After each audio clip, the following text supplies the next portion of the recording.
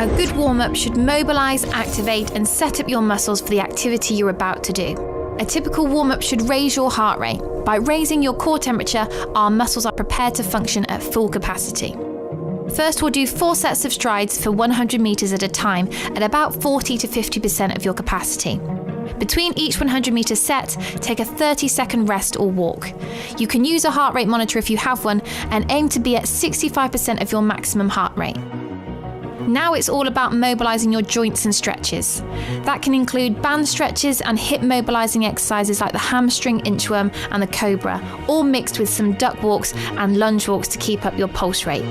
Now, we just saw you warming up and there was a lot of talk about activating and potentiating. What does that mean? Switching on the muscles, basically, powering up the muscles so that they're working at 100% capacity. And why do we need to power up our muscles before we get going? Well, to make sure that you get 100% performance, you've got to have everything switched on, and also to avoid injury, it's very important to do that.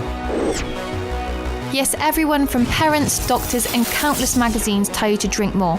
But when it comes to running, being hydrated really pays off. It's hard to be overly prescriptive as size, temperature, and the distance you've run or about to run all come into the fluid equation.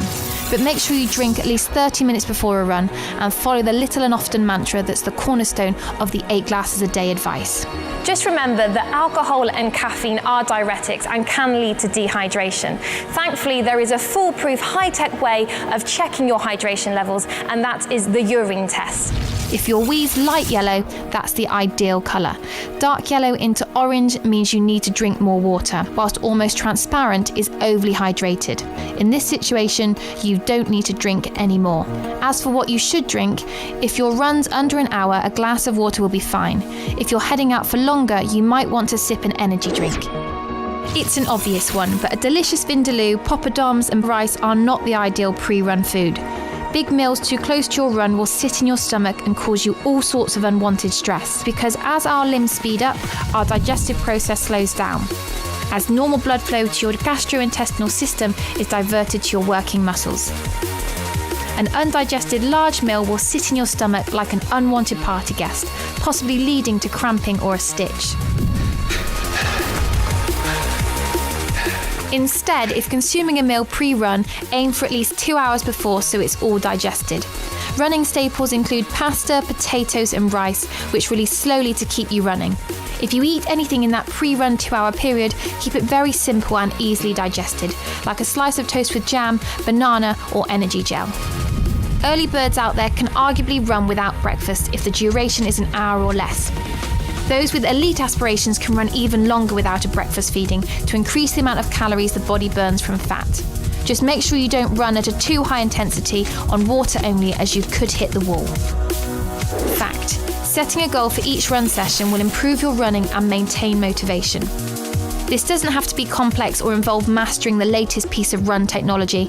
Instead, it can be as simple as spending 2 minutes on the run, really focusing on a technical aspect. This could be keeping upright with your head up and arms pumping, or landing on your midfoot instead of heel striking to see how it feels when you push off.